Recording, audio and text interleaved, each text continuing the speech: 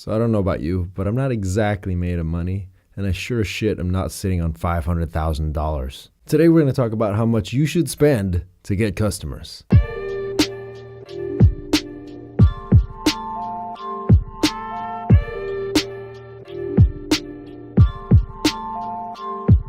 What's up? It's Mark with Echelon Media. And today, like I mentioned before, we're going to talk about how much you should spend on customers.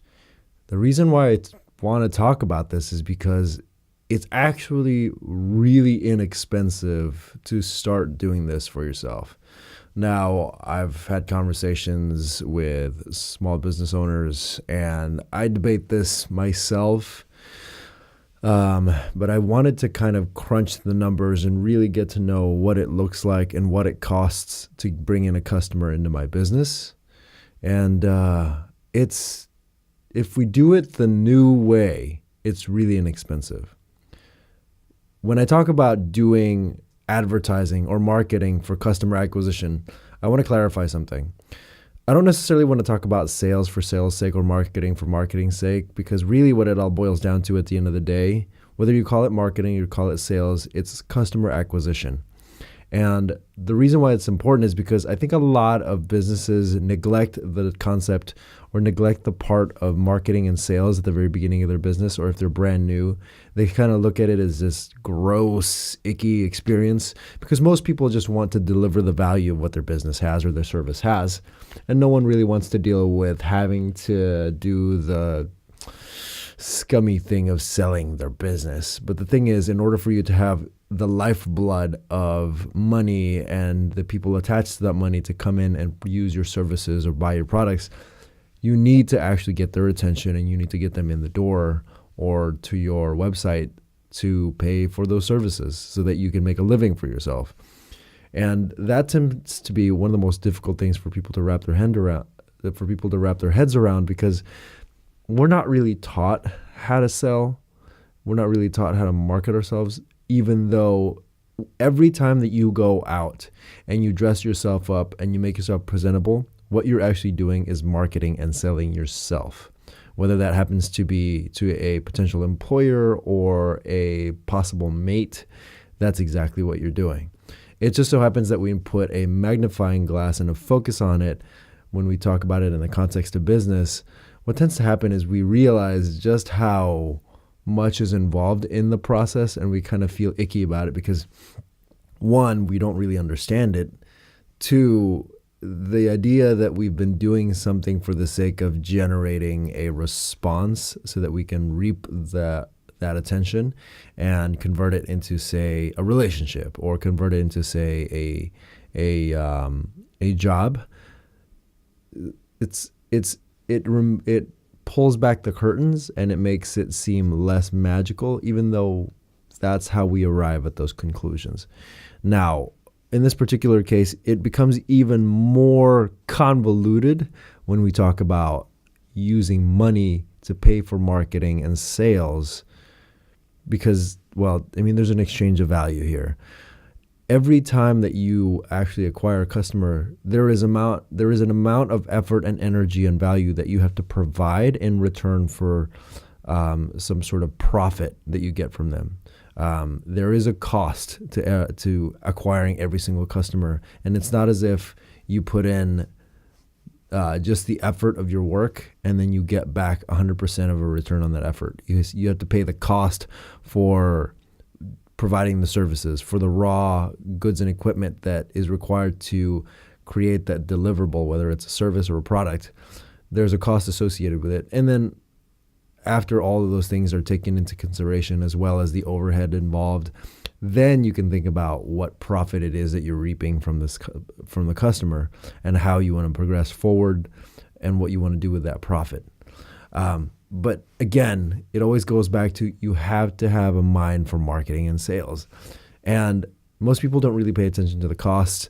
And most people kind of want to go back to traditional forms of marketing because that's what's familiar to them, even though it's obviously older and it's more passé.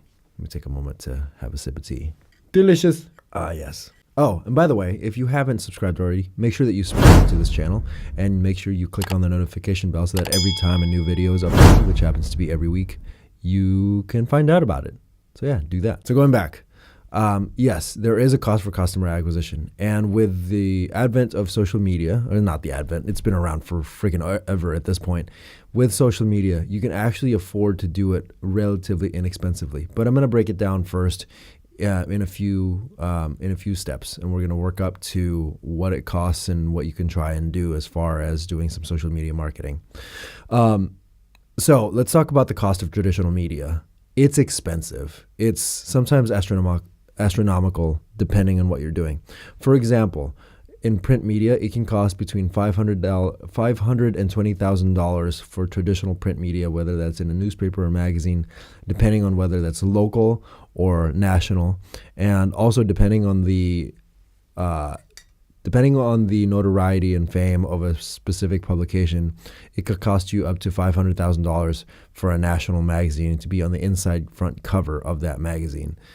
That's a lot of money for customer acquisition, and you better have the scale of customers to be able to justify that cost, as well as probably a more premium product to do that. Just taking another sip. That's tasty. And so you better have the reach and the quality of product and or service to be able to justify those numbers, because that's freaking expensive. And that's just on the print media side. Now, if you were to do billboards, I believe it's between $3,000 and $4,000 per month just to have the billboard up. And that actually doesn't account for the creative that is going to go on the billboard. And we're talking about actually designing the ad that you have to put up there, making sure that it's to the specs, to the format that the advertising agency needs it. And also just even designing that particular ad, whether it's something as simple as a logo or it's something more complicated, like a photo of a very particular scene. It's going to cost a pretty penny to produce that. I've heard someone that I was talking to say that it was going to cost them between $2,000 and $3,000 just to make the creative for a billboard was going to cost $2,000 to $3,000, and then an additional $2,500 on a monthly basis to have that up there. I mean, that's nuts. And the thing is, I don't know that most small business owners have that. Yeah, it's rather unfortunate. Now, where social media comes in and provides us with, before I continue, I didn't look up the numbers for, say, something like television or news or radio advertising, but I would imagine that they would be very high up there as well.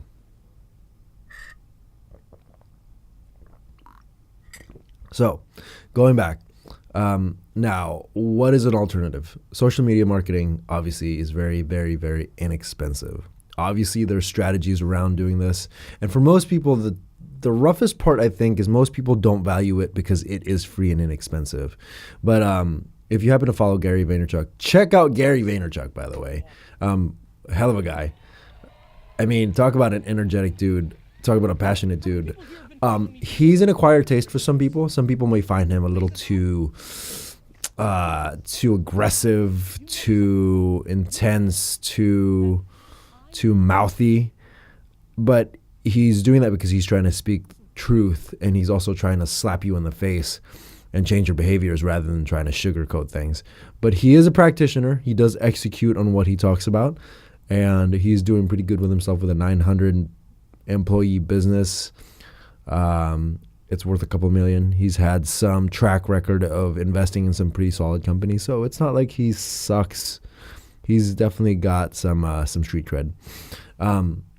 But as far as costs go, I did the numbers. Usually, if you go on Google and type in how much do I spend for Facebook advertising. And the reason we're going to use Facebook is because most people's eyeballs are on Facebook. Once upon a time, stop me if I'm wrong, But I'm pretty sure that at some point you probably said to yourself, I would never get on that Facebook thing. I was certainly guilty of saying that I would never get on that Facebook thing, and yet find myself using it and it being the center of my entire universe, because you practically can't log into anything nowadays without it having the option to use Facebook as your means of logging in. There go my notes. 1 second.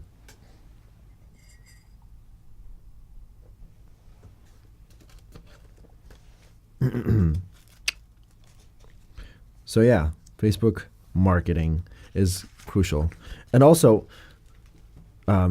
offers you a lot of tools. That's why I want to discuss Facebook marketing as a way of going about applying your tactical knowledge or your newfound knowledge around marketing. So what I've often found for most business owners is that they go in and they boost the post, because on the front end of Facebook and the front end of your business page, that tends to be what most people are familiar with, is Facebook gives you the option to boost a post, and that's cool. The last time I checked on that about a month ago, you now have the option to be more specific about your targeting. But way back in the day, there was not a lot of specificity about your targeting. Now, this is crazy, and I think it's amazing that Facebook is providing this many tools in this respect. But before, what you were able to do in the Facebook marketing tool is you were able to specify all sorts of very detailed information as far as your demographics, income, their spending behaviors, the things that they're into, their interests, their employers, their localities. You could specify those things and actually target very specifically the kind of people that you wanted to target. So in this particular case, me living in Sarasota, Florida, I could just specifically target Sarasota, Florida. I can even specifically target just a zip code and the area around that zip code, if that's where I feel the market is for me to tap into.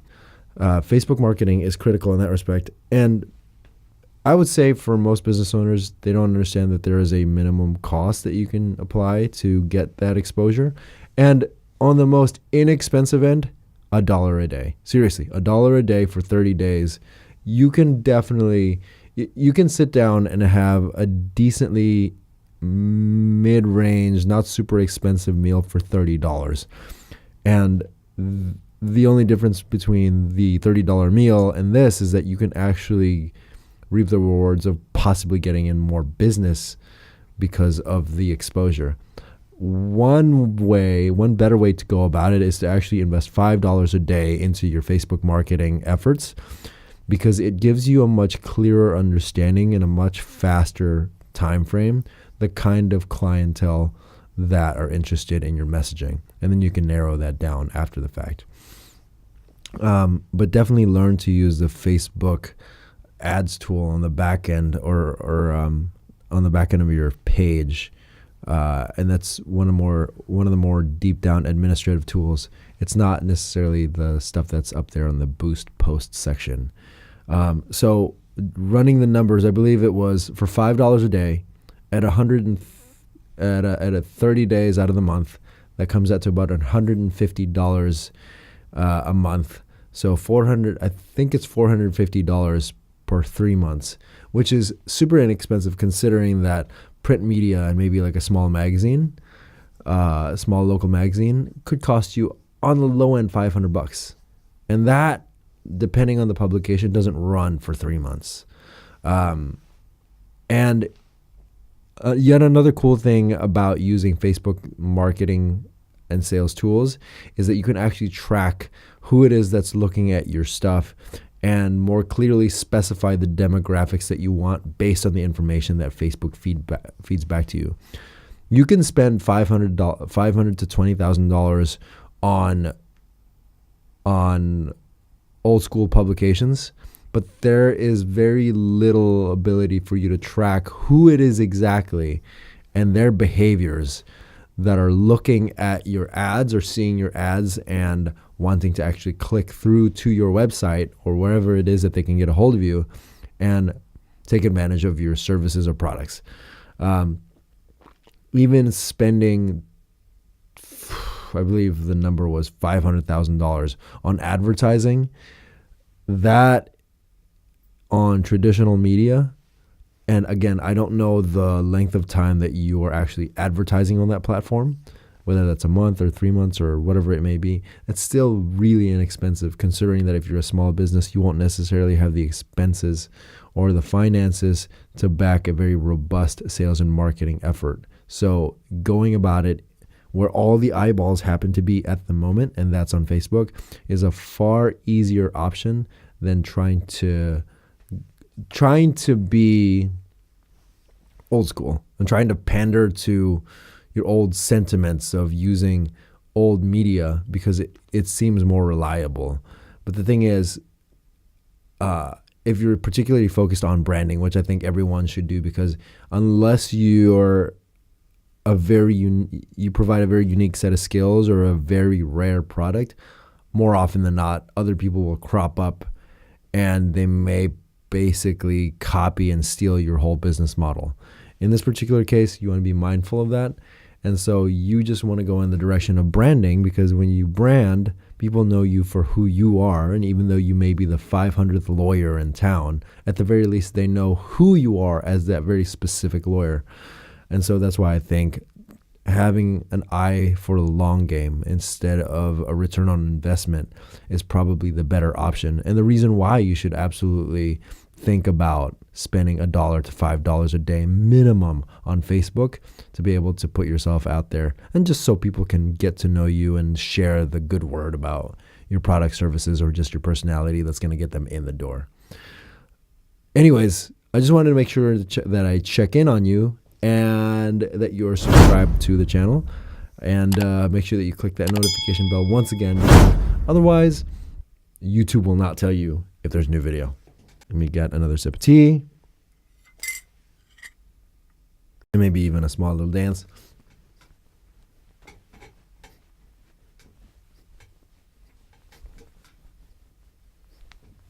And done. That's just to get myself energized as we wrap this video up. So if you happen to like this, or let me backtrack a little bit. So just remember that the cost of traditional print media and traditional marketing is expensive. And by expensive, I mean $500 to $20,000 for a local or national publication on the inside of a newspaper or magazine, up to $500,000 for a national level magazine to be on the front inside cover of said magazine. So those are your costs in that regard. And for billboards, it's between $3,000 and $4,000 a month just to install and maintain the creative that you had made. And that's not accounting for the cost of the creative. So the billboard and the design that you happen to want on there, or if it's an image or a picture, the cost of having that printed off, the cost of having a photographer take those shots, or a designer to create whatever sales thing that you happen to decide upon, is going to be that much more expensive on top of that. So it already compounds really quickly as far as what you're trying to do for your marketing efforts if you go about it in the traditional way. And this isn't even accounting for radio or TV. So it's going to get super expensive. And so that's why, to wrap things up, I want to remind you that this is why I think we should take advantage of social media marketing, because for $1 a day on Facebook or $5 a day, you can choose to distribute that over Facebook and Instagram. And it's a matter of building your brand so that people can see some consistency in your behaviors from a day-to-day basis. And then in establishing that routine, they can trust you and build a relationship with you from a distance, so that they can, whenever it is that they happen to be, if you're a dentist, need a root canal, or if you're a lawyer and you're going through a divorce, they'll remember who you were because they know your unique voice as opposed to just any other lawyer in town. Anyway, let me wrap it up with that. I hope this has been beneficial, and I'm trying to get it a little more structured as well. I know it's always a back and forth, but I think because of people's attention spans, I want to be able to deliver as much content and value to you right off the bat so that you can apply this information ASAP. Anyway, make sure that you subscribe to the channel if you happen to be on YouTube, or to make sure that you like the page if you happen to be on Facebook. by going to the Echelon Media Facebook page and hitting that thumbs up button. And that's not just on a post. And then as far as the other deal goes, if you happen to be on Facebook, make sure that you like the page so that you're aware of when it happens to be that we're live streaming this stuff. Make sure that if you have any comments, questions, thoughts, ideas, or if you just want to say hi, go ahead and leave that down in the comments below, because I'm going to pull some questions and some prompts for future videos from you guys. And so make sure that you do that. Yet another thing is, I mentioned this before, if you happen to like this, go ahead and subscribe on the YouTube channel, and also like the Facebook page if you happen to be watching this on Facebook. Anyway, one more dance off over here. Okay, that's more than enough. All of that said, and all those shenanigans aside, thank you so much for watching the video. As always, my name is Mark with Echelon Media, helping you elevate your story. I will see you later.